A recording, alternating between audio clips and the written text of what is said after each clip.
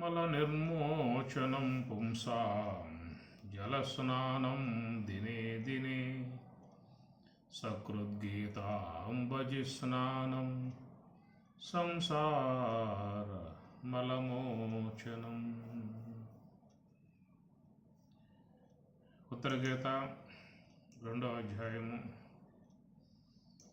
ఆహార నిద్రా భయమైథునాని సామాన్యమేతత్ పశుభిః నరాణాం జ్ఞానం నరాణాం అధికః విశేషః జ్ఞానేన హీనః పశుభిః సమానః. ఆహార నిద్ర భయమైథునాని సామాన్యం ఏతత్ పశుభిః నరాణాం జ్ఞానం నరాణాం అధికః విశేషః జ్ఞానేన హీనః పశుభిః సమానః అన్నారు. ఆహార నిద్ర భయ మైథునము అనబడేటువంటివి 4 పశుభిః పశువులకు, నరాణాం నరులకు, సామాన్యం ఏతత్ ఇవి సామాన్యం అంటే సృష్టి క్రమములో ప్రకృతి విధించినటువంటి నియమాలు. సామాన్యం అంటే సాధారణం. ఇవి మనం ఏదో కొత్తగా ఏర్పాటు చేసుకున్నటువంటివి కావు. ఇవి సృష్టిలో సకల జీవులకు ఒక సామాన్య అంశముగా ప్రకృతి అందించింది. సకల జీవులు, అక్కడ పశుభిః పశువులు, నరాణాం నరులకు, ఈ రెండేనా అనేటువంటి భావన కాదు. పశుభిః అంటే పశువు మొదలగు విశ్వంలో ఎన్ని జీవులైతే ఉన్నాయో 84 లక్షల రకాలు అని చెప్పి అంటూ ఉన్నారు. అన్నింటికీ ఇది సమానం, సామాన్యం అంటే స్వతసిద్ధముగా ఉన్నటువంటి అంశాలు. దీంట్లో మరి ఆహారము, నిద్ర, భయము, మైథునము అనేటువంటివి, వీటికి పుణ్యపాపాలు అనేటువంటి అంశాలు ఏమి లేవు, సాధారణవి. ఇప్పుడు నేత్రేంద్రియం చూస్తుంది, దాని యొక్క సాధారణ స్వాభావికం. శ్రోత్రేంద్రియం వింటుంది, జిహ్వ రసాలని గ్రహిస్తుంది, త్వగేంద్రియం స్పర్శని గ్రహిస్తుంది. ఇవి స్వతసిద్ధముగా ఏర్పడ్డటువంటి అంశాలు. ఇంటే పాపము, ఇంటే పుణ్యం, వినకపోతే పాపం, ఇవి అనేటువంటి ఏవైతే మనం జీవితానికి ఇబ్బంది కలగజేసేవిగా లేవో అవి మనం తీసుకోవాల్సి ఉంటుంది.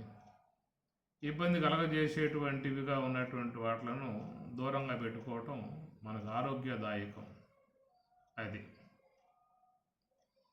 కాబట్టి ప్రకారంగా ఇంద్రియ సంబంధమై ఉన్న వ్యవహారం కానీ, ఇక్కడ మనకు చెప్పింది ఆహార నిద్ర భయమైథునము సామాన్యం అనే మాట ఇటుకే కాదు.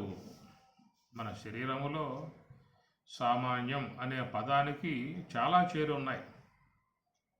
ఆకలి దప్పులే కాదు, శరీరంలో ఇంకా అనేకం చేరి ఉన్నాయి. ఇంద్రియముల వ్యవహారం అది వాటి యొక్క కూడా స్వాభావికముగా ప్రకృతి ద్వారా వచ్చిన విధానం. జ్ఞానేంద్రియములలో తెలుసుకునే విధానం, కర్మేంద్రియాలలో పనిచేసే విధానం, అవి ఒక క్రమ విధానంగా ప్రకృతి జీవుల వ్యవహారాలకి అనుగుణ్యంగా ఏర్పాటు చేసిన అంశం. ఎందుకంటే కర్మేంద్రియాలు కర్మలు చేయటం అనేటువంటి అంశంగానే అవి ఉండాలి. జ్ఞానేంద్రియములు తెలుసుకోవటం అనేటువంటి అంశం కాడే అవి ఉండాలి. అట్లాగా చూస్తే మనం ఒక్కొక్క అంశం శరీరంలో మనం చూసుకుంటూ పోండి, మీరు అన్నీ కూడా సామాన్యమే. అది స్వతసిద్ధంగా ఏర్పడి ప్రకృతి అట్లాగా ఒక క్రమ విధానాన్ని ఆమె ఏర్పాటు చేసేసింది. తిన్నటువంటి ఆహారం జీర్ణం కావటం, ఆ జీర్ణమైన పదార్థంలో ఇన్సులిన్ అనే ద్రవం పడటం, దాని ద్వారా ఆ రసాయనాలు మళ్ళీ రక్తముగా పరిణమించటం, ఆ రక్తం వల్ల వేరే వేరే ధాతువులుగా పరిణమించటం, ఇవి ఇట్లా చూసుకుంటూ పోతే మన శరీర భాగాలలో అన్నీ కూడా స్వతసిద్ధముగా ప్రకృతి నియంత్రణ అనేదే మనకి కనబడుతుంది. దీని సంబంధమై ఉన్నటువంటి అంశం భగవద్గీతలో కూడా స్వామివారు ప్రకృతే క్రియమానాని గుణై కర్మాణి సర్వశః అహంకార విమూఢాత్మ కర్త అహం ఇది మన్యతే అని అక్కడ చెప్పుకొస్తారు. అహం కర్త ఇది మన్యతే, అహం నేను కర్తను అని మన్యతే తలంచుతూ ఉన్నాడు. కానీ ఇవన్నీ ఏమిటంటే ప్రకృతే క్రియమానాని, ప్రకృతి యొక్క విధానములో క్రియమానాని అనగా స్వాభావికముగా సాధారణముగా ఏర్పడి ఉన్నటువంటి అంశములు. వాటి యొక్క వ్యవహార విధానాలలో మనం ఏ విధమైనటువంటి కర్తృత్వ నియంత్రత్వాన్ని మనం దాంట్లో ఏర్పాటు చేసుకున్నటువంటిది ఏదీ లేదు. అది ఇదే నీ అధ్యయనంలో ఉన్నటువంటి ఏమైనా ఉన్నాయా అని చెప్పానంటే, ఒకవేళ చూడాలనుకుంటే చూడవచ్చు, లేక కళ్ళు మూసుకోవచ్చు. తినాలంటే ఏదైనా తినవచ్చు, లేకపోతే దాన్ని నిషేధించి చక్కగా నిగ్రహణతో ఉండవచ్చు. పోవాలంటే పోవచ్చు, రావాలంటే రావచ్చు, వేవాలంటే ఇవ్వచ్చు, వద్దంటే మానుకో. ఈ విధంగా కరచరణాదులు ఇంద్రియాలు వాటి యొక్క విషయాలను వ్యవహరించే విధానాలలో మనిషి పోదామా వద్దా అనుకుంటాడు, వద్దనుకున్నాడు అట్టు కూర్చుంటాడు, చూద్దామా వద్దా అనుకుంటాడు, విందామా వద్దా అనుకుంటాడు, తిందామా వద్దు అనుకుంటాడు. ఇట్లా తన ఆలోచన అనుగుణ్యంగా కొంతవరకు మాత్రమే అవి. కానీ వాటిల్లో ఏముందా అంటే స్వాభావికత ఉన్నది, సామాన్యత్వం ఉన్నది. శ్రోత్రేంద్రియమా నువ్వు వినమాక అనండి, అది నీ మాట వినదు. అట్లనే దేహమా వృద్ధాప్యం పొందమాక అని చెప్పానండి. వృద్ధాప్యం అనేది నువ్వు కట్టడి చేస్తే ఆగేది కాదు. సామాన్యం శరీరంలో అలాంటి పరిణామ విధానాలు ప్రకృతి విధించింది. బాల్యం అని, యవ్వనం అని, వృద్ధాప్యం అని ప్రకృతి ద్వారా విధింపబడ్డటువంటి అంశాలు. కాబట్టి వాటి విషయాలలో మనకేంటంటే మన ఆరోగ్యాన్ని దృష్టిలో పెట్టుకుని ఎలాంటివి మనం స్వీకరిస్తే బాగుంటుంది, ఎలాంటి దీన్ని దూరంగా పెడితే బాగుంటుంది అని వివేచించుకుని వాటి విధానాలలో మన వ్యవహారాన్ని కొనసాగించుకోవాల్సి ఉంటుంది. ఇక్కడ తీసుకోండి ఈ విషయం, మరి స్వామివారు చెప్పినట్లుగా ఆహారము అన్నారు. ఆహారము, నిద్ర, భయము, మైథునము అనేటువంటివి సాధారణము, సామాన్యము అని స్వామివారు చెప్పేశారు. అది ప్రకృతి ద్వారా ఏర్పడ్డటువంటి అంశము. దాని మీద ఎలాంటి భావాలు రుద్దాల్సిన అవసరం లేదు. అయితే వాటి విషయాలలో మనం వాట్లను గ్రహించుకునే విధానం ఉండాలి. ఇప్పుడు మొదటిది ఆహారము అని చెప్పి అనాలనుకోండి. ఆహారం అంటే ఆహ్రియతేది ఆహారం, లోనికి పోయే పదార్థం, నోటి ద్వారా పోయే పదార్థాన్ని ఆహారము. ఆహారము అనేది ఇక్కడ నోటి ద్వారా పోయే పదార్థం అని చెప్పని మనం మామూలుగా చెప్పుకోవడం జరుగుతుంది. కానీ దాని విషయం చూసినట్లయితే ఆక్రియతే ఇది ఆహారం, ఒక నోటి ద్వారా పోయేదే కాదు, పంచేంద్రియాల ద్వారా లోపలికి పోతున్నటువంటి అంశం. నోటి ద్వారా ఆహారం మాత్రమే పోతుంది.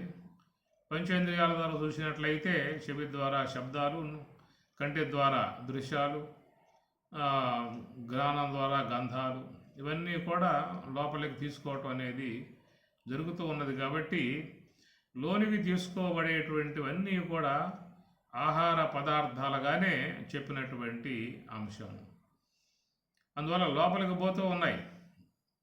లోనికి పోతున్నవి అని చెప్పన్నప్పుడు కొన్ని స్థూల దేహంలోకి పోతూ ఉన్నాయి, కొన్ని సూక్ష్మ దేహంలోకి పోతూ ఉన్నాయి. ఇట్లాగా మన 3 దేహాలే దిహ్యతే అన్నరసేన వర్ధయతి ఇది దేహ అని చెప్పి అన్నారు.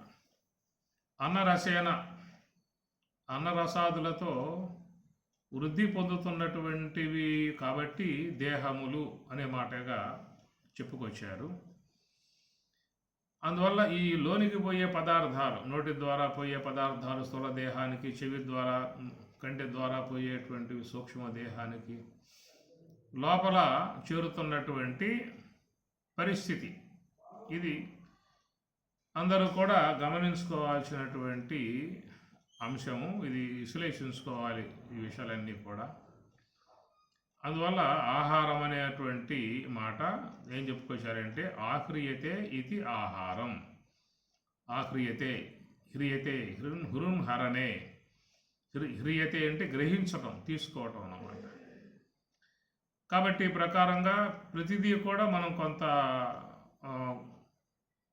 లోనికి పోయేటువంటివి కాబట్టి గమనించుకోవాల్సిన అంశం ఉంటుంది. ఎందుకంటే లోనికి పోయిన తర్వాత వాటి ప్రభావాలు చూపుతూ ఉంటాయి. అది అట్లా మరి ప్రధానంగా జిహ్వ ద్వారా, నాలుక ద్వారా లోనికి పోయేటువంటి వాటిని పరిశీలించటానికి కూడా భగవంతుడు ఏర్పాటు చేసి ఉన్నాడు. నాలుక యొక్క అగ్రభాగములో జిహ్వేంద్రియాన్ని పెట్టాడు. అనగా అక్కడే వాగేంద్రియము అనేది ఉన్నది నాలుక అగ్రభాగంలో. జిహ్వేంద్రియం అనేది కూడా నాలుక అగ్రభాగమునందే చేరి ఉన్నది. అది మొదటి పర్మిషన్ తీసుకోవాలి. అక్కడ ఒక పదార్థం పెట్టామనుకోండి, అది ఒకవేళ టైం అయిపోయి అది వేరే అనగా పాసిపోయాయి అని చెప్పని అంటారు కదా. ఆ విధంగా పదార్థం ఎక్కువసేపు వండిన తర్వాత ఎక్కువసేపు ఉన్నట్లయితే దాంట్లో ఆ పదార్థంలో వేరే గుణాలు ప్రవేశిస్తాయి. అనగా సూక్ష్మ క్రిములు ఏర్పడతాయి. పదార్థం వండిన పదార్థం చల్లబడిపోయిందంటే 6 గంటల్లో దాని రూపాలే మారిపోతాయి. దాంట్లో సూక్ష్మ క్రిమి అనేది శరవేగంగా వృద్ధి అవుతుంది.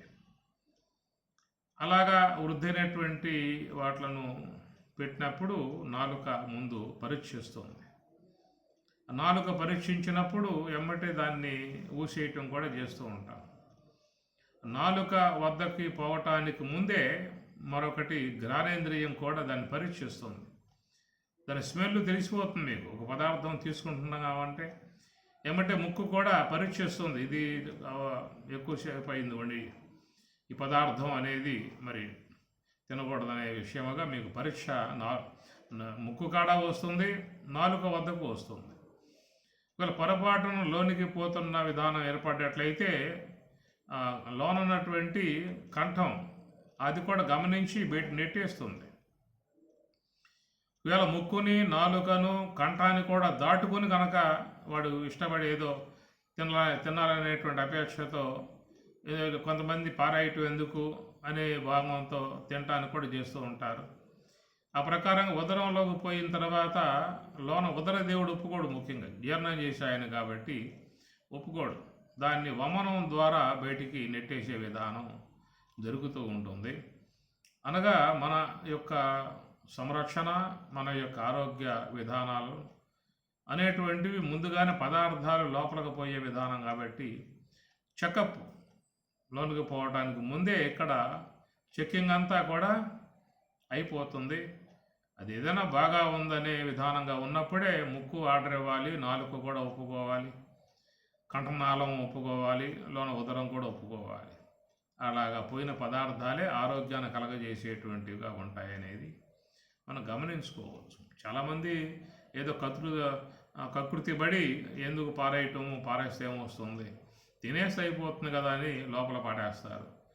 వేసిన తర్వాత లోనున్న ఆ ఉదరం ఒప్పుకోదు, జీర్ణం కాదది. ఎమ్మటి దాన్ని వమనంగా బయటికి నెట్టేసే విధానం చేస్తూ ఉంటుంది. ఇవన్నీ కూడా ఏంటంటే మనల్ని రక్షించడానికి, మన ఆరోగ్యాలను కాపాడటానికి జరుగుతున్నటువంటి విధానము. కాబట్టి ఆ ప్రకారంగా స్థూల దేహానికి అందించేటువంటి ఆహార విషయాలలో చాలా వరకు జాగ్రత్తలు తీసుకోవటం కూడా మంచిది. అది ఎందుకంటే మరి ఆ పదార్థాలలో ఉన్న గుణాలు ఉంటాయి. ముఖ్యంగా ఆ గుణ సంబంధ ప్రభావాలు శరీరం మీద బాగా చూపిస్తాయి. మనస్సు మీద కూడా ప్రభావం ఉంటుంది. దానికంటే ముందే శరీరంలో దాని ప్రభావాలు ఉంటాయి. అందువల్ల చాలామంది ఇది గమనించుకోకుండా ఏదో రుచికరంగా ఉందనో ఏదో ఉందనో మరి లోపల పడేస్తూ ఉంటారు. కాబట్టి ఇది ఏంటంటే జ్ఞానేన హీన పశుభి సమాన అని స్వామివారు చెప్పుకొస్తూ ఉన్నారు. ఈ జ్ఞానేన హీన, జ్ఞానం అనేది ఇక్కడ మనం రెండు పక్కలా తీసుకోవాలి. కేవలం ఆత్మజ్ఞానం ఉన్నవాడే లేకపోతే పశు అనేటువంటి కోణంలోకి అప్పుడే పోకూడదు మనం. ఎందుకంటే వ్యవహారం కూడా మనం కలిగి ఉన్నాం, వ్యవహార జీవన విధానం కలిగి ఉన్నాం. మన జీవన విధానం అనేది కూడా బాగా ఉండాలి, ఆరోగ్యం బాగా ఉండాలి. ఇవి ఉన్నప్పుడే మన యొక్క గమనము సుఖమయంగా ఆనందకరంగా ఉంటుంది. అందువల్ల ఈ జ్ఞానం అనేది ఇటు తాత్విక పరంగా ఉన్న అంశంలోనూ చేరుతుంది, అంటే వ్యావహారిక పరంగా ఉన్న అంశంలో కూడా చేరుతుంది. అది గమనించుకోవాలి.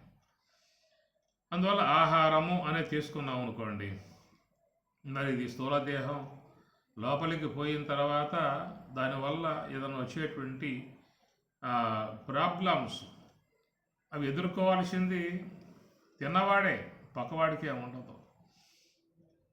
తిన్న తర్వాత దాని ప్రభావం చూపుతుంది లోన పోయాక. దానివల్ల అనేక రుగ్మతలు, వ్యాధులు ప్రబలే పరిస్థితి ఏర్పడుతుంది. ఈ జ్ఞానం లేకపోవటం వల్లే చూస్తే లోకంలో ఎంతోమంది మానవులు అనేక రోగాల బారిన పడి అవస్థలు పడుతున్న పరిస్థితి చూస్తూ ఉన్నాం మనం. రోడ్ల మీద ఏదో పదార్థాలు ఉంటాయి, రుచికరం కోసం అని చెప్పి తింటూ ఉంటారు. అవి మట్టి, దుమ్ము, ధూళి అన్నీ కూడా ఆడ పడి ఉంటుంది. రెండవది, అక్కడ వండే పదార్థాలు కూడా మనం చూడండి, నూనెల్లో వేసే పదార్థాలు అక్కడ కొన్ని నెలలుగా ఆ నూనె అట్లా కాగుతూ ఉంటుంది. ఆ షాపుల కాడ అట్లా స్వీట్లు కానీ ఇతర షాపుల కాడ ఆ నూనె కొన్ని వారాల కాలం పాటు అదే కాగుతూ ఉంటుంది, మాడుతూ ఉంటుంది. మళ్ళీ డబ్బాల నుంచి పోస్తూ ఉంటాడు, కలుస్తూ ఉంటుంది, పోస్తూ ఉంటుంది. కనుక దాని గురించి ఆలోచించాడు. దానికి ఏంటంటే రుచికరంగా రావాలి, కస్టమర్లు బాగా రావాలి, తినాలి అనే భావన ఉంటుంది. కాబట్టి చాలా వరకు అతడు దాని విషయంగా ఏం పట్టించుకోడు. వీళ్ళు కూడా ఏదో తినేద్దా అని చెప్పి తినేస్తూ ఉంటారు. ఇవి చాలా లోనకు పోయిన తర్వాత అనేక ఇబ్బందులు కలగజేసే విధానం. ఇట్లా వాటర్లో తినేవి కానీ, రోడ్ల కాడ తినేవి కానీ చాలా పదార్థాలు లోనకు పోతూ ఉన్నాయి. తర్వాత ఇంకా విచక్షణ జ్ఞానం లేకుండా అనేక రకాలైనటువంటి యొక్క జీవులను కూడా వధించి వాటిని కూడా ప్రే చేసుకుని తినేస్తూ ఉన్నాడు. దానివల్ల ఏమవుతుందంటే వాటి శరీరాలలో ఉన్న రసాయనాలు మన దేహాల్లోకి వచ్చే అవకాశం ఉంటుంది. ఒక వ్యక్తి తుమ్మితే, ఆవలిస్తే అతని నోటి నుంచి వచ్చే గాలి ఒకవేళ పీల్చినట్లయితే కూడా దాని ప్రభావం వ్యక్తి మీద పడుతుంది. కాబట్టి దూరంగా ఉండమని చెప్పని అంటారు. ఈ శరీరంలో ఉన్న కణజాలాలు ఆ దేహంలోకి పోయినట్లయితే అక్కడ వృద్ధి ఎమ్మటే అతనిలో కొన్ని ప్రభావాలు చూపే అవకాశాలు ఉంటాయి. ఏ శరీరంలో ఉన్నటువంటి కణజాలం ఆ శరీరం వరకు మాత్రమే అడ్జస్ట్మెంట్ ఉంటుంది, కానీ ఈ శరీరంలో ఉన్నటువంటి కణజాలాలు ఇంకో దేహంలోకి పోయినట్లయితే అక్కడ మళ్ళా అనేక ఇబ్బందులు కలిగే అవకాశాలు ఉంటాయి. కనుక ఈ శరీరం నుంచి ఆ శరీరానికి, ఆ దేహం నుండి ఈ దేహానికి ఈ వచ్చేటువంటివన్నీ కూడా వాటి ప్రభావాలు చూపే అవకాశాలు ఉంటాయి. అందుచేత ఏంటంటే మరి రుచులకు ఇష్టపడి అనేక జీవులు మనం చూస్తే కొంతమంది కళ్ళ ముందు కనబడతా ఉంటాయి. అవి కాకుండా అనేక రకాలైన జీవులను కూడా మరి ఇతర దేశాలలో చూస్తూ ఉంటాం. పాములు, మండ్రకప్పలు, తేళ్ళు, ఇంకా సర్పాలు, పెద్ద పెద్ద సర్పాలు ఎన్ని కనబడుతూ ఉన్నాయి. ఇట్లు ఈనాడు వచ్చేటువంటి వార్తావాహినుల్లో అవి ఈనాడు చాలా చోట్ల అలాంటి విధానాలు వ్యాప్తి అవుతూ ఉన్నాయి. అలాంటివన్నీ కూడా దేహంలోకి పోయినప్పుడు వాటి సంబంధమై ఉన్నటువంటి సూక్ష్మ కణాలు ఆ శరీరాల్లోకి పోతున్నాయి. దానివల్ల అనేక క్యాన్సర్లు కానీ జబ్బులు ప్రబలిపోతూ ఉన్నాయి.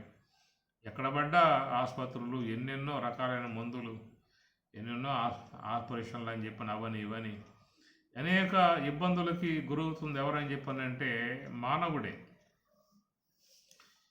ఇన్ని రకాలైన వ్యాధులు మనం ఇతర జీవులలో చూసే అవకాశాలు లేవు. కారణం ఏంటంటే అవి ఒక క్రమ విధానం కలిగి ఉన్నాయి ఆహార విషయాలలో. ఇక్కడ పశుభిహి అనే పదం స్వామివారు వాడారు. ఈ పశువులు అనే చూసినట్లయితే అవి ఏం తీసుకుంటాయి? ఎండుగడ్డి, పచ్చిగడ్డి ఇలాంటివి తప్ప అది దానికి ఏరే వాటి జోలికి అది పోదు. పెట్టినా కూడా తినే విధానం కాదు. అందువల్ల ఆరోగ్య విషయాలలో చూస్తే పక్షులు, పశువులు, ఇతర జీవులు అన్నీ కూడా ప్రకృతి నుంచి వచ్చే పదార్థాలని అవి తీసుకుంటూ ఉండటం కారణంగా వాటి దేహాలలో ఈ రసాయనాలు, ప్రకృతి సంబంధమై ఉన్న రసాలు, పసర్లు ఇవన్నీ కూడా వాటి దేహాల్లోకి పోతున్నాయి. కాబట్టి ఆ తీసుకునే ఆహారమే వాటికి ఒక ఔషధంగా కూడా పనిచేస్తాయి. ఈనాడు చాలామంది ఆరోగ్యాన్ని దృష్టిలో పెట్టుకుని ప్రకృతి సంబంధమై ఉన్నటువంటి వస్తువులతో కూడా ఎక్కువగా సంబంధం పడ్డటువంటి వాళ్ళు ఉన్నారు. ఉదయం పూట నిమ్మకాయ పిండుకొని తేనె వేసుకుని తాగేవాళ్ళు కానీ, అట్లనే కలబంద అనే రసాలు తీసుకునే వాళ్ళు కానీ, ఇట్లా మునగాకు సంబంధమై ఉన్న పసర రసాన్ని తీసుకోవటం కానీ, ఇట్లా కూరగాయల సంబంధమై ఉన్నటువంటి జ్యూసులు తీసుకుని తాగటం కానీ. ఎందుకంటే ప్రకృతి పరంగా వచ్చేటువంటి రసాయనాలు దేహానికి ఎంతో రక్షణ భారం వహిస్తాయి. శరీర అవయవాలని చక్కగా ఆరోగ్యంగా ఉండేట్లుగా చేస్తాయి. ఇతర సూక్ష్మ సంబంధమై ఉన్న జీవ కణాలను కూడా అవి చంపేసి శరీరాన్ని తేజోవంతంగా, ఆరోగ్యకరంగా ఉంచే విధానం చేస్తూ ఉన్న విధానములో ప్రకృతి యొక్క వైద్య న్యాచురోపతి అన్నట్లుగా ప్రకృతి వైద్యాన్ని చాలామంది ఈనాడు పాటిస్తూ ఉన్నారు. అలా చేసినట్లయితే శరీర ధాతువులు కూడా మంచిగా ఉంటాయి. శరీర కణజాలం కూడా మంచిగా పెరుగుతుంది. శరీరంలో రుగ్మత సంబంధమైనటువంటి కణజాలంతో పోరాటం చేస్తాయి. శరీరాన్ని ఆరోగ్యవంతంగా కాపాడటానికి ఎంతో అవి దోహదపడతాయి. అందువల్ల ప్రకృతిపరమై ఉన్నటువంటి కొన్ని ఆకులు, మునగాకు ఉందనుకోండి, అది అట్లాగే రసం తీసుకుని తాగవచ్చు. అదే ప్రకారంగా కాకరకాయ రసం కూడా తాగేవాళ్ళు ఉన్నారు. క్యారెట్ జ్యూసు తాగేవాళ్ళు. ఈ ప్రకారంగా అనేకమైనటువంటి ప్రక్రియలు మనకు ప్రకృతి పదార్థాలనే దేహంలోకి తీసుకునే విధానం. వాళ్ళు చాలా వారికి దేహం తేలిగ్గా ఉంటుంది, ఆరోగ్యంగా ఉంటుంది, మంచి కణజాలం పెరుగుతుంది. ఈ విషయాల్లో మనం మరి జ్ఞానేన హీనః అన్న పదం కూడా తీసుకోవచ్చు. ఇక్కడ కేవలం ఉపనిషత్తులు, భగవద్గీతాది గ్రంథాల యొక్క సంబంధమై ఉన్న జ్ఞానం లేకపోతే అన్న అంశము అది రెండో పక్షంలో చేరుతుంది. ఇది మొదటి పక్షం. ఎందుకు? నీకు దేహం ముఖ్యం, దేహారోగ్యం ముఖ్యం. ఈ దేహం ఆరోగ్యంగా ఉంటే కదా ఏదైనా చేసే అవకాశాలు. నీ శరీరంలో మరి సరైనటువంటి యొక్క అవయవ పడుత్వం నీకు ఉంటే కదా, శరీరంలో ధాతు పుష్టి బాగా ఉంటే కదా నీ జీవన విధానము మెరుగుపడుతుంది. నువ్వు ఆధ్యాత్మికంగా కూడా మంచిగా దాంట్లో ప్రయాణం చేసే అవకాశం ఉంటుంది. కాబట్టి ఈ విషయంలో చాలామంది అజాగ్రత్త వహించి ఉన్నారు. ఇక ఏవి పడితే అవి లోపలికి పంపించే విధానాలు చేస్తూ ఉన్నారు. ఇట్లా బయటికి పోయాము అని చెప్పనంటే అనేక రకాలైనటువంటి పదార్థాలకు గురై అనగా వాటల్లో తినేసి చేసే విధానాలు. వీటి విషయాలలో సరైనటువంటి జ్ఞానం అనేది ముఖ్యంగా ఉండాలి. కనుక ఆరోగ్యమే మహాభాగ్యము అని చెప్పనే మాట పెద్దలు వాడుతూ ఉన్నారు. ఇది గమనించుకోవాలి చాలామంది. ఎక్కువగా ఈ తామసిక సంబంధమై ఉన్న పదార్థాలని శరీరంలోకి పోకుండా చూసుకోవటం ఎంతో మంచిది. అది ఎందుకంటే మానవ జన్మ అనేది చాలా ఉత్కృష్టమైంది. అది మళ్ళా మళ్ళా లభ్యమయ్యేటువంటిదిగా మహాత్ములు చెప్పటం లేదు. మళ్ళా మళ్ళా లభ్యమవుతుంది. ఇది ఒక గోల్డెన్ ఛాన్స్, ఒక అదృష్టం. ఎందుకంటే విశ్వంలో మరి ఇన్ని రకాలైనటువంటి జీవులు, కోటాను కోట్ల రకరకాల జీవులు ఎన్నో ఉన్నాయి. అన్నీ కూడా జీవజాలాలే. సూక్ష్మదేహం, వాటికి కూడా కారణదేహం, వాటికి కూడా జీవుడు. సూక్ష్మదేహానికి ఉన్న ఇంద్రియాలు, జ్ఞానేంద్రియాలు, కర్మేంద్రియాలు, అంతరేంద్రియాలు, ఇవి విశ్వంలో సకల జీవులకి సమానంగానే ఉన్నటువంటి విధానం. ఇన్ని రకాలుగా ఉన్నటువంటి జీవులు అనేటువంటి విశ్వంలో ఉండగా మనం వాటిల్లో దేంట్లో కూడా, ఏ దేహంలో కూడా పడకుండగా కొన్ని లక్షల కోట్ల పశువులు, పక్షులు, క్రిములు, కీటకాలు, దోమలు, చీమలు, నల్లులు, ఇన్ని రకాలుగా ఉన్నటువంటివి, ఒక్కొక్క రకంలో కొన్ని లక్షల కోట్ల జీవజాలాలు ఉన్నటువంటి, ఇలాగా చూసినట్లయితే మనం ఈనాడు ఈ మానవ దేహంగా, ఒక మానవ మాతృలంగా ఉన్నాము అని చెప్పనంటే ఈ విషయాన్ని కూడా మనం చక్కగా గ్రహించుకోవాల్సి ఉంటుంది. ఇది కాస్త పోయింది అని చెప్పనంటే మరలా ఇలాంటి ఈ మానవ దేహం గల శరీరము తొడుగు అనేది మన అధ్యయనంలో లేదు, మన ఊహలకి అందేది లేదు. మనం కోరుకుంటే ఆ ప్రకృతి ఇచ్చే విధానం కాదు. ఈ దేహము నుండి బయటపడిన తర్వాత అదంతా ఇక ప్రకృతి చట్టంలోకి మనం వెళ్ళిపోవటం అవుతుంది. అక్కడి నుంచి ఏ శరీరంలోకి ఈ జీవుడు ప్రవేశిస్తాడో ఇక ఆ శరీరాభిమానం వాడికి ఏర్పడుతుంది. ఆ శరీరాభిమానం ఏర్పడుతుంది. ఆ జీవి పట్ల, జీవనం పట్ల ఆ జీవుడికి దాని ఏదో మక్కువ కూడా ఏర్పడుతుంది.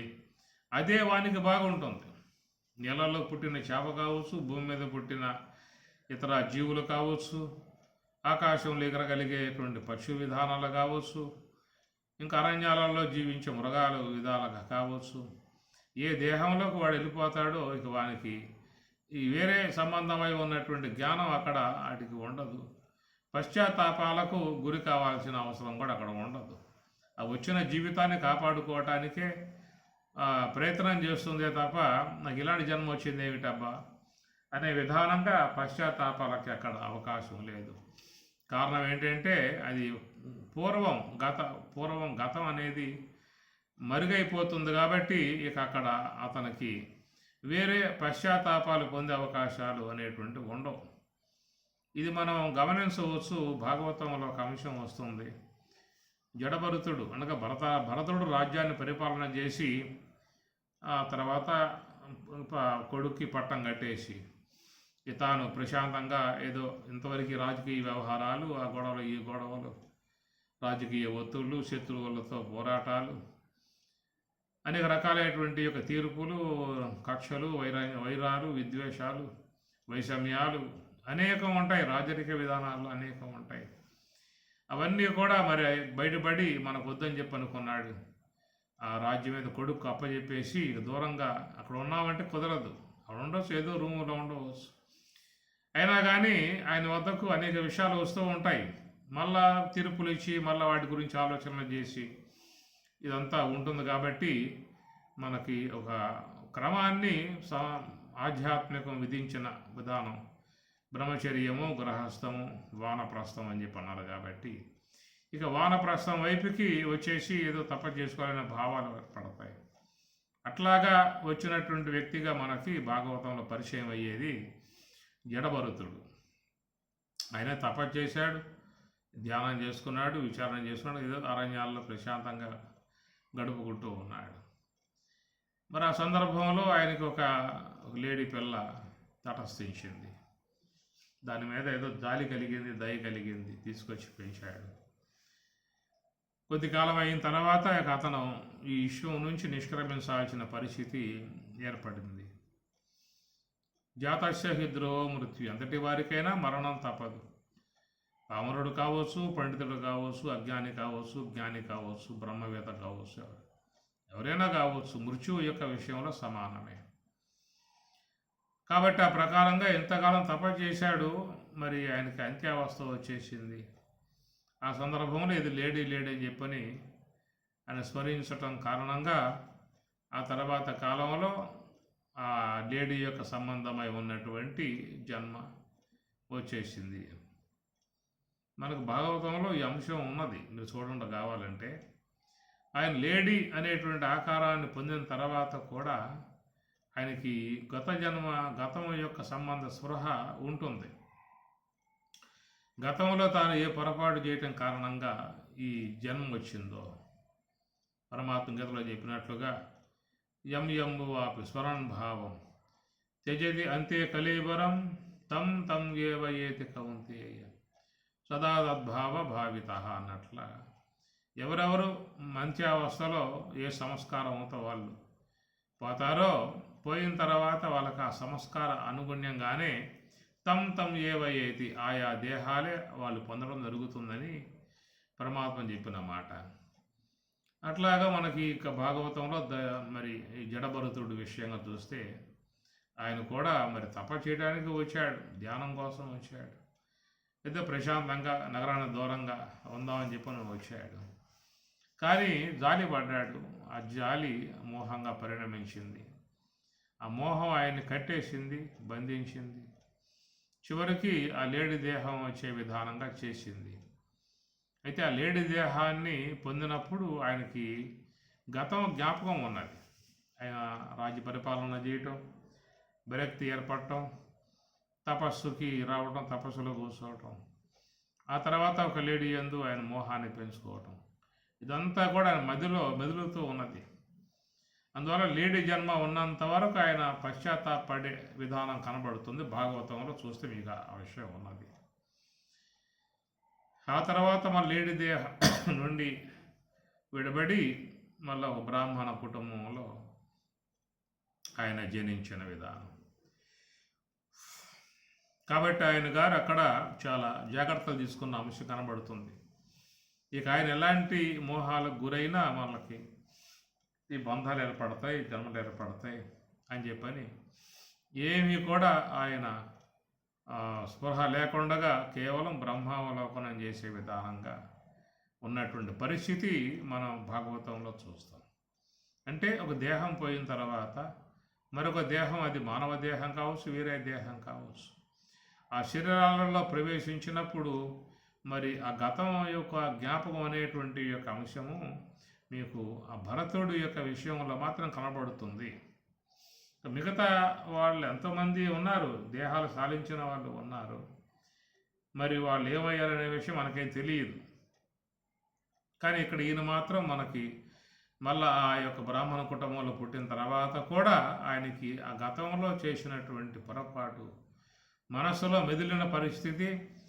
అందువల్ల ఆయన చిన్నప్పటి నుంచే ఇక అట్లాగా కూర్చుంటాడు, ఎవరితో మాట్లాడు, నిశ్చలంగా ఉంటాడు. అయితే పూర్వజన్మలలో తపస్సు యొక్క సంస్కారం ఉంది కాబట్టి ఆయన ఆ తపస్సు చేసుకునే విధానంగానే ఉండిపోయినటువంటి పరిస్థితి. ఆ సంస్కారం ఆయన్ని ప్రకారంగా లాక్కొచ్చిందా అన్నట్లుగా ఆయన జడభరుతుడు అనేదిగా వచ్చింది ఆ తర్వాత కాలంలో. దీంట్లో ఏతావత్ విషయం ఏంటంటే, మరణానంతరం మరి ఏ శరీరం అనేటువంటిది ప్రాప్తిస్తుందో అది మన ఆలోచనకు, మన ఊహలకు అందేటువంటి అంశము కాదు. ప్రకృతి కూడా మనకేమి చెప్పి చేసేదేమి లేదు. అబ్బాయి నువ్వు విధముగా జీవించావురా, నీ సంస్కార విధానాలు ఇవి, దానిని అనుసరించి నీకు ఇలాంటి దేహాలు ప్రాప్తింపబడతాయి అనే విధానంగా ప్రకృతి కూడా మనకు ఆ సమాచారము అందించే విధానంగా కూడా ఏమీ కనపడటం లేదు. కనుక మరణానంతరం అసలు ఏ విధమిద్దముగా ఏం జరగబోతున్నది, ఏం జరుగుతూ ఉన్నది, ఎక్కడ ఈ జీవులు, ఎక్కడ వీటి యొక్క స్టోరేజీ, ఎక్కడ ఉంటూ ఉన్నాయి, ఎమ్మటే జన్మకు వస్తూ ఉన్నాయా, ఇలా కొద్దిసేపు ఎక్కడ కొద్ది కాలం ఎక్కడన్నా తలదాచుకొని కొద్ది కాలం ఉన్న తర్వాత వస్తున్నాయా అనే విషయాలలో నీకు ఎలాంటి సమాచారం ప్రకృతి నీకు ఆ చట్ట సంబంధమై ఉన్న అంశాలని అవి చెప్పే విధానంగా మాత్రము లేదు. అది మనకి తాత్విక సంబంధమై ఉన్న విషయాలు ఏంటంటే శరీరం వచ్చిన తర్వాత ఆ శరీరం కూడా మానవ దేహం వచ్చిన తర్వాత అంటే ఆ మానవ దేహం గల వాడికి ఏదన్నా ఈ తాత్విక సంబంధమై ఉన్న జ్ఞానాలు బోధించి ఇక మళ్ళీ పుట్టుక లేకుండా చేసుకోవాలని చెప్పేసి అనే ఆలోచనలు మీకు తాత్విక సంబంధమై ఉన్నటువంటి జ్ఞాన దృక్పథంలో మనకు అలాంటి ఆలోచనలు అనేటువంటివి వస్తున్నటువంటి పరిస్థితి. అంతే తప్ప ప్రకృతి ఏం మాట్లాడటం లేదు. ఇప్పుడు పరమాత్మ శ్రీ భగవాను వాచ పరమాత్మ మాట్లాడాడు. తాత్విక సంబంధమైన ఉన్న విషయాలన్నీ కూడా స్వామివారు చెప్పుకొచ్చారు. ఏమి దేహినోస్మిన్ యదా దేహే కౌమారం యవనం జర తదా దేహాంతర ప్రాప్తి తతన ముహ్యతి. ఇట్లాగా బాల్యం యవనం వృద్ధాప్యం అనేటువంటివి దేహానికి వస్తూ ఉన్నాయో అట్లాగా ఆ జీవుడు కూడా అనేక దేహాలు ఇలా ప్రకారంగా వస్తున్నాయని ఉదాహరణగా చెప్పుకొచ్చాడు. కాబట్టి ఇలాంటి అంశాలు పరమాత్మ కానీ మహాత్ములు కానీ ఋషీశ్వరులు కానీ తపో సంపన్నులు కానీ వీళ్ళందరూ కూడా అందించినటువంటి అంశాలే. 108 ఉపనిషత్తులు అంటే ఎవరెవరో అందించారో మనకు తెలియదు, వచ్చి పడ్డాయి మనకి. అట్లాగా ఒక్కొక్కరు ఒక్కొక్క అంశాల మీద పరిశీలన చేశారు. మనకి పురాణములు కానీ నీతి శాస్త్రాలు కానీ ధర్మశాస్త్రాలు కానీ ఇవన్నీ కూడా తాత్విక సంబంధ శాస్త్రాలు కానీ ఎవరెవరి కోణాలలో వాళ్ళు అందించుకుంటూ వచ్చారు. వాటి యొక్క విషయాల మీద మనకు ఒక చక్కటి అవగాహన ఇవ్వటం చేశారు. కానీ మీకు ఇక్కడ భగవంతుడే సాక్షాత్ అవతరించి కూడా మనకి విషయాలు చెప్తున్న పరిస్థితి. ఇలాంటి విధానంలో ఈ నేపథ్యంలో మరి ప్రకృతి కూడా మనకి ఏదన్నా సమాచారం అందించాలి కదా. అరేనా నీ దేహం పోతుందిరా, పోయిన తర్వాత నీకు మళ్ళా నీ సంస్కారాన్ని బట్టి పలానా దేహం నీకు ఇవ్వడానికి ఏర్పాటు జరుగుతూ ఉన్నది అనే విధానంగా ఏమైనా మనకేమైనా సమాచారం అది అక్కడి నుంచి వస్తుందా అని చెప్పానంటే ఎవరికీ లేదు. ప్రకృతి ఇవ్వట్లేదు మనకి.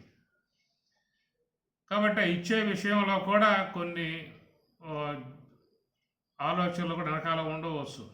ఎందుకని చెప్పానంటే పలానా దేహం నీకు ఇస్తుంది అని, దేహం వచ్చిన తర్వాత పలానా దేహం నుంచి ఈ దేహానికి వచ్చానని చెప్పని ఏ యొక్క సంబంధమై ఉన్న జ్ఞానం ఉన్నదో ఆ జ్ఞానం ప్రకృతి జీవులకు ఇవ్వకూడదు.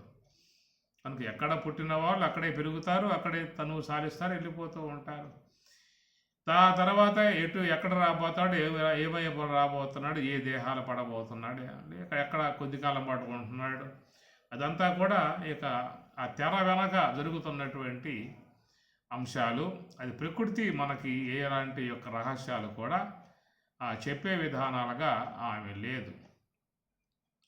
భగవంతుడు విషయం తీసుకున్నట్లయితే ఆయన మరి వేదములు అందించాడు అని చెప్పని, వేద సంబంధమై ఉన్న జ్ఞానాన్ని ఇచ్చాడు అని, ఆ వేద జ్ఞానం అందుకునే శక్తి అందరికీ ఉండదు కాబట్టి దాంట్లో ఉన్న విషయాలను క్రోడీకరించి సులభతరంగా మన భగవద్గీత రూపముగా ఇచ్చాడని చెప్పేసి అని మనం చెప్పుకుంటూ ఉన్నాం.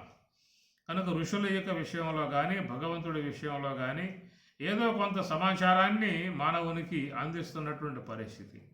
అలాంటి ఆ విధానంలో ప్రకృతి మాత ఏదైతే ఉన్నదో అవేమన్నా మనకు సమాచారం ఇస్తుందా అని చెప్పనంటే అక్కడ ఆమె గారు ఇవ్వటానికి మాత్రం ఎలాంటి సుముఖం లేదు.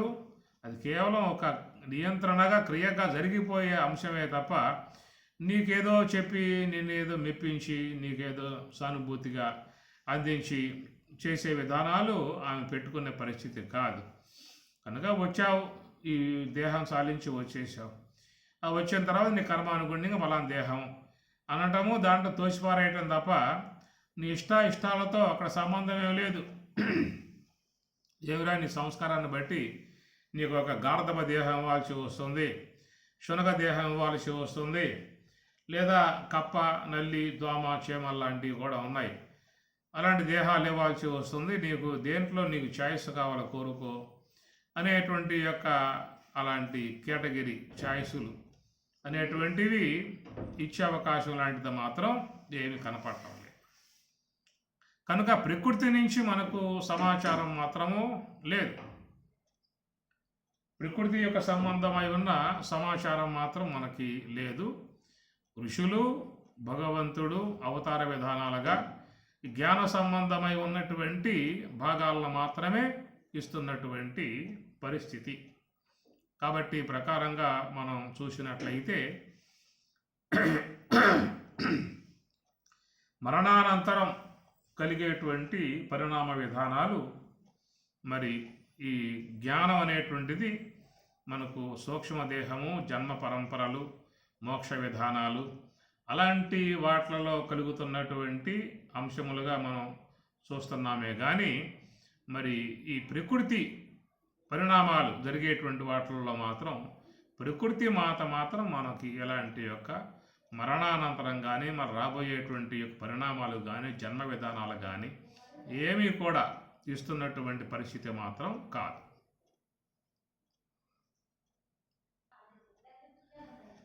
ఆహార నిద్ర భయమైదునాని సామాన్యం ఏతత్తు పశుభిః నరాణం అనే మాటల్లో అక్కడ మరి ఈ జ్ఞానం నరాణం అధికః విశేష.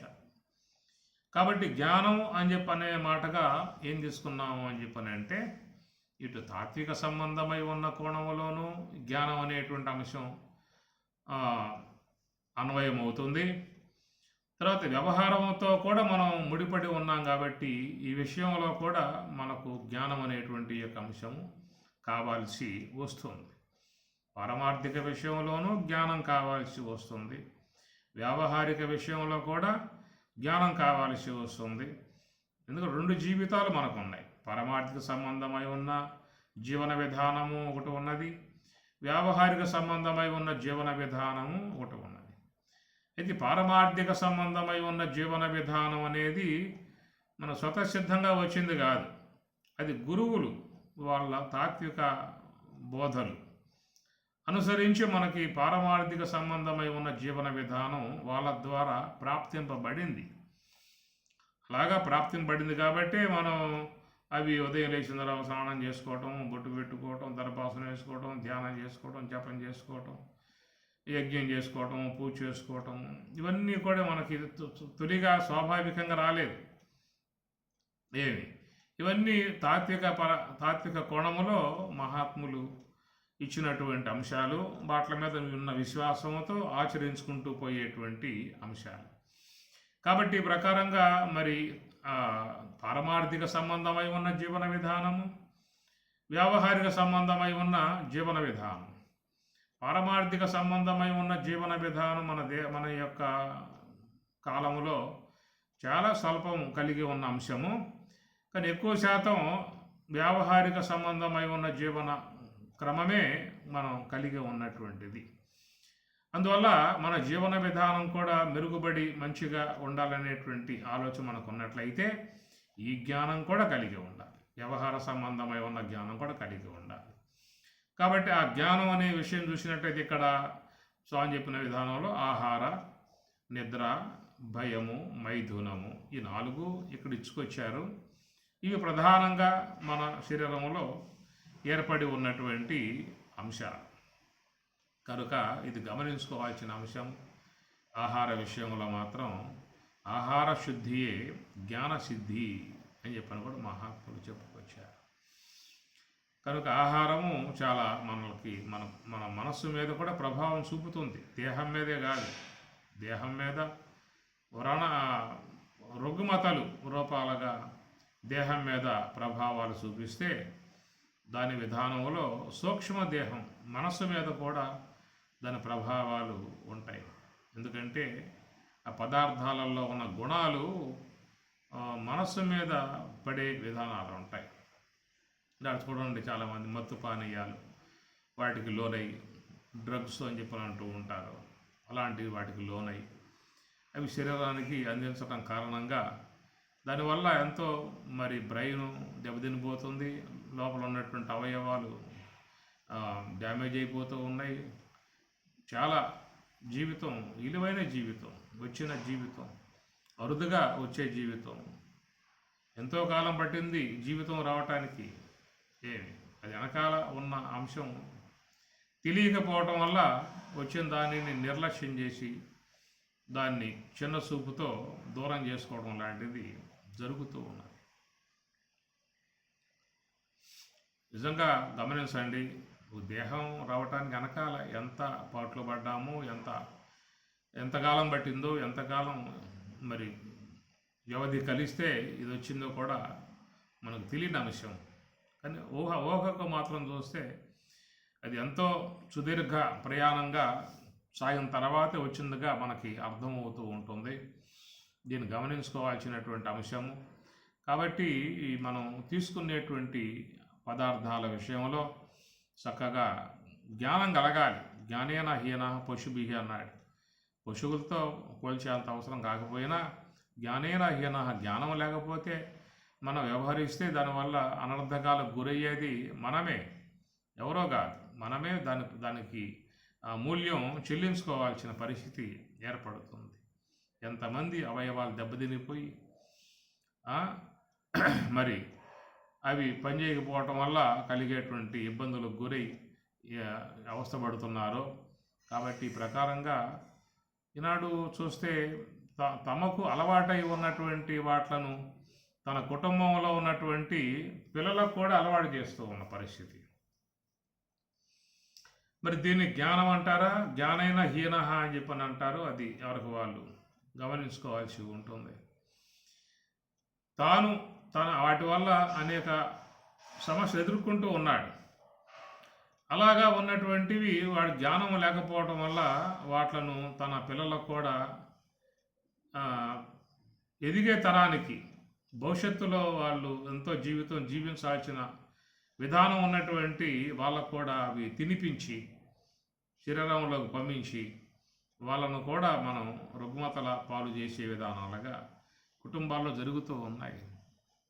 ఇది గమనించుకోకపోతే మాత్రం చాలా ఇబ్బంది పడే పరిస్థితి ఏర్పడుతుంది. ఒక రకంగా చూస్తే ప్రకృతి విధానంగా చూస్తే అన్ని జీవులకు ఒక నియంత్రణ పెట్టింది. ఇప్పుడు చూడండి, పశువులు అని చెప్పని అన్నారు. అవి వేరే పదార్థాల జోలికి పోవు, ఎదురుగా ఉన్నా కానీ అవి పోవు. ఏదన్నా మంచిగా గడ్డి, ఎండుగడ్డి, పచ్చిగడ్డి ఇలాంటి అవి తీసుకునే విధానాలు. అట్లా పక్షులు చూసినట్లయితే అవి కేవలం పండ్లు అలాంటి వాటికి ఉన్న విధానాలు. ఆ ప్రకారంగా మృగాలు అవి చూస్తే వాటికి సంబంధించిన ఆహారం అంతవరకే వాటికి పోయే విధానాలు. ఒక ఆహార నియంత్రణ అనేది ఆ జీవులలో ఏర్పడి ఉన్నదిగా మనము గ్రహించుకోవచ్చు. అది అందువల్ల అవి చాలా మంచిగా ఆరోగ్యంగా ఉన్నటువంటివిగా కూడా మనం చూస్తూ ఉన్నాము. ఒకే ఆహారం ఈ పశువులు తినేది, వాటి ఆహారం ఒకటి, పశువులు తీసుకునేటువంటి పండ్లు మొదలైన అంతవరకే పరిమితంగా. మిత్ర మృగాలు వాటి యొక్క సంబంధ విధానాలుగా ఆహారాలు. కానీ మానవుడు విషయం చూసినట్లయితే అసలు టోటల్గా మొత్తం అన్ని పదార్థాలుగా మార్చేసుకున్నాడు.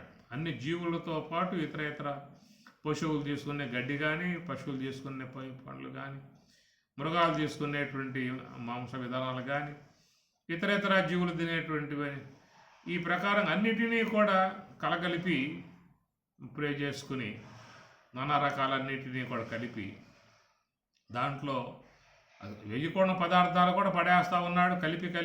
కలిపి వండేసి తినేస్తూ ఉన్న పరిస్థితి. ఆ తర్వాత మరి శరీరాన్ని అనారోగ్య పాలు చేసుకుంటున్నటువంటి పరిస్థితి. కాబట్టి ఈ విషయంలో మాత్రం ఒక జ్ఞానం మాత్రం సంపాదించుకోవాల్సి ఉంటుంది. అది కొంచెం మనకి చక్కటి ఆరోగ్య సంబంధ కేంద్రాలు కొన్ని ఉన్నాయి. అలాంటి వాటిలో కొంత శిక్షణ పొందినట్లయితే వాళ్ళు మంచిగా బోధిస్తారు. ఏ ఆహారాలు ఎలాంటి, వాటి వల్ల కలిగే అనర్థకాలు ఏమిటి, వచ్చే ఇబ్బందులు ఏమిటి, ఏ పదార్థాలు తీసుకున్నట్లయితే, రసాయనాలు తీసుకున్నట్లయితే శరీరం మంచి ఆరోగ్యంగా ధాతు పుష్టి కలిగి శక్తివంతముగా ఉండే అవకాశం ఏర్పడుతుందనే విషయాల మీద వాళ్ళు మనకి ప్రకృతి వైద్యాలు కొన్ని ఉంటాయి. అలాంటి వాళ్ళ దగ్గర కొన్ని ఇంటే కూడా చాలా విషయాలు తెలిసే అవకాశాలు ఉంటాయి. ఎందుకంటే పదార్థాలలో శక్తే కాదు, వాటిలో గుణాలు కూడా ఉన్నాయి. సాత్వికం చేరి ఉన్న పదార్థాలు ఉన్నాయి, రజోగుణం చేరి ఉన్న పదార్థాలు ఉన్నాయి, తమో గుణం చేరి ఉన్న పదార్థాలు ఉన్నాయి.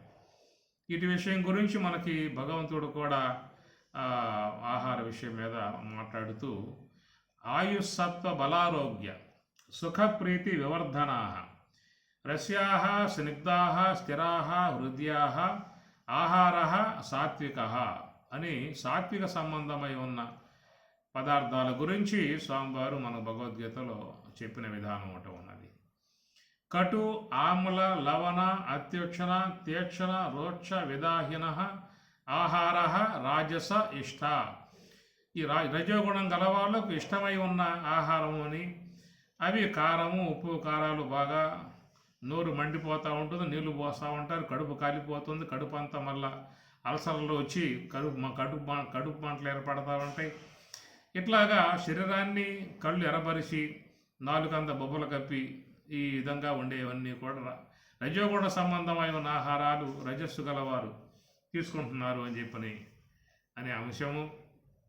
ఇక యాతయామం గతరసం పూతి పరుషితం చేయత్తు ఉచ్చిష్టంచ అమేద్యంచ భోజనం తామస ప్రియం అన్నాడు. తామసిక సంబంధమై ఉన్న పదార్థాల గురించి ఇక్కడ స్వామివారి శ్లోకంలో చెప్తున్నటువంటి విధానం. అంటే ఆహారం అనేటువంటిది స్వామి చెప్పిన విధానాలలో సాత్విక ప్రధానంగా ఉన్న ఆహారాలు ఉన్నాయి, రజస్సు ప్రధానంగా ఉన్న ఆహారాలు ఉన్నాయి, తమస్సు ప్రధానంగా ఉన్న ఆహారాలు ఉన్నాయి. ఇవి తీసుకోవటం వల్ల ఏమవుతుందని చెప్పనంటే వాటి ప్రభావాలు ఈ దేహం మీద చూపటమే కాదు, వాటి గుణాలు మనసుకు కూడా సంక్రమిస్తూ ఉన్నాయి. మనసులో కూడా ఈ గుణాల ప్రభావాలు పడుతూ ఉన్నటువంటి పరిస్థితి. అందువల్లే పరమాత్మ చెప్పే మాట, నువ్వు ధ్యానం చేయాలని చెప్పనంటే కొంచెం విషయాలు గమనించుకోమన్నాడు. ఏమి యుక్తాహార విహారస్య యుక్త చేష్టస్య కర్మస్సు యుక్త స్వప్నావబోధస్య యోగో భవతి దుఃఖః. వాళ్ళ యొక్క యోగం దుఃఖాల నుంచి బయటపడేసేదిగా ఆ యోగం ఉంటుందని చెప్పి అన్నాడు. కాబట్టి ఆహారము కానీ విహారం కానీ నిద్ర కానీ ఇవన్నీ కూడా యుక్తముగా గ్రహించుకొని వారి జీవితంలో ఆచరించుకోమని చెప్పనే మాటగా చెప్తున్నట్టు విషయం. కాబట్టి ఇక్కడ ఆహార విధానాలను మాత్రం ముఖ్యంగా చాలా జ్ఞానాన్ని మనం సంపాదించుకోవాల్సి ఉంటుంది. జ్ఞానరహితులుగా ఏ పదార్థాలు పడితే అవన్నీ లోపలికి తోసి పారేస్తూ ఉన్నారు. సాయంత్రం అయిందా అంటే దేవాలయాల గణన తక్కువగా ఉంటారేమో కానీ ఈ బ్రాందీ షాపుల కాడ మాత్రం గుమిగూడి ఎగబడి మరి ఉంటున్నారని చెప్పనంటే ఆ పానీయాలు ఏమిటి, వాటిల్లో ఉన్న రసాయనాలు ఏమిటి, ఆల్కహాల్ కలిసిపోయి అలా దాంట్లో బ్రెయిన్ పాడు చేసేది, లంగ్స్ పాడు చేసేది, కిడ్నీలు పాడు చేసి హార్ట్ మీద ప్రభావం చూపేది, శరీరం మీద ప్రభావం చూపేది, ఎన్నో అనర్థకాలు ఉన్నటువంటి దాని మీదకి అంత ఎగబడి ఎందుకు పోతున్నాడు అని చెప్పనంటే ఆ విధంగా అది మనస్సు మస్తిష్కంలో చేరిపోయే కణజాలాలు చేరిపోయి అవి చివరికి వాడిని వశం చేసుకుని ఇక వాడిని ఆ వైపుకు లాక్కుపోతాయి. తీసుకుపోయి పోస్తేనే ఒప్పుకునే పరిస్థితిగా వచ్చేసే పరిస్థితి ఏర్పడుతూ ఉన్నది. ఇలాంటి విషయాలలో మరి చూస్తే జ్ఞానం అనేది పూర్తిగా జ్ఞానరహితుడుగా ఉన్నటువంటి వాడుగా మనం గమనించుకోవాల్సి ఉంటుంది. ఈ ప్రకారంగా ప్రతి ఒక్కడు కూడా తనకొచ్చిన జీవితం చక్కగా మంచిగా ఆరోగ్యంగా సుఖకరంగా సుఖమయంగా సాగటాన్ని కోరుకుంటూ ఉంటాడు. కాబట్టి ఆ జీవితానికి తోడ్పడేటువంటి శరీరాన్ని మంచి ఆరోగ్యంగా ఉంచేటువంటి మనసును కూడా ప్రశాంతంగా ఉంచేటువంటి వాటి విషయాలలో జ్ఞానం అనేది ఆయా కేంద్రాలలో చెప్తారు, యోగా కేంద్రాలలో చెబుతారు. అలాంటి ఉన్నట్లయితే వాడు ఆరోగ్యంగా ఉండే అవకాశం ఏర్పడుతుంది. తన కుటుంబంలో ఉన్నటువంటి వాళ్ళకి కూడా అలాంటి అలవాట్లు వచ్చే అవకాశం ఉంటుంది. వాళ్ళ కలిగే బిడ్డలు వాళ్ళకు కూడా అలాంటి ఆహారాలు పెట్టి వాళ్ళని కూడా మంచిగా ఆరోగ్యవంతులుగా తయారు చేసుకునే అవకాశాలు ఏర్పడతాయి. అలాంటిది లేకపోయిందా అని చెప్పనంటే ఏది పడితే అది తిని పారేసి ఏది పడితే తాగి పారేసి అలవాటు చేసుకుని ఆరోగ్యాలు పాడు చేసుకుని నానా దుఃఖాల పాలవుది పరిస్థితి తన వరకే కాదు, తనకు తోటి వాళ్ళకి అంటిస్తాడు, తన కుటుంబంలో పుట్టేటువంటి వాళ్ళకు కూడా అంటిస్తాడు. దీనివల్ల అందరూ కలిసి పెద్ద ఆసుపత్రి పెట్టుకోవాల్సిన పరిస్థితి ఏర్పడుతుంది. కనుక ఇది చూస్తే స్వామివారు ఇక్కడ ఆహార నిద్ర భయమైదునాని సామాన్యం ఏతత్ పశుభి నరాణం జ్ఞానం జ్ఞానేన హీన అంటూ ఉన్నాడు. ఆ జ్ఞానాన్ని మనం సమకూర్చుకుంటే, వ్యవహారం చక్కదిద్దుకుంటే పారమార్థికాన్ని కూడా మంచిగా జీవించే అవకాశం అనేటువంటిది ఏర్పడుతుంది. ఓం సహనావతు సహనౌ భునక్తు సహ వీర్యం కరవావహై తేజస్వినావధీతమస్తు మా విద్విషావహై. ఓం శాంతి శాంతి శాంతి. హరి ఓం తత్సతు.